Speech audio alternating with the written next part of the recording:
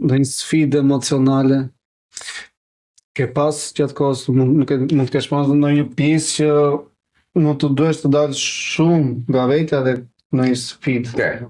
Sidomos tek te dramaturgjitë dhe personazhet e mëdhenj.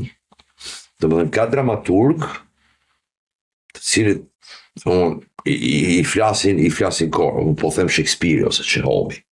Po marr dy se ka plot, ka Dürrenmatt, Strindberg, ka pasaj po nuk po flasim Molière, Carlo Goldon, gjithta, nuk po flasim për antikitetin e tjerë, që janë autor deri edhe te Ionesco, deri dhe eksistencialistët edhe teatri absurd, faktikisht nuk është teatri absurd, është teatri eksistencialist, prap merren me indin e njeriut, merren me ekzistencën e njeriut. Që kanë momente që të rrëmbejnë dhe ti nga i herë as vetë nuk e di ku je. Zhytesh komplet në luftë. Sepse ajo që bën, dhe aktori duhet të jetë koshient për atë që bën, momenti që bëhet e tëra e përgjeshme, pra ti ndërgjegjësohesh deri në fund për atë që po bën, ajo të rrëmben, pastaj të çon në tjetër dimension. Domethënë vetëm kur zgjohesh ose edhe thua wow.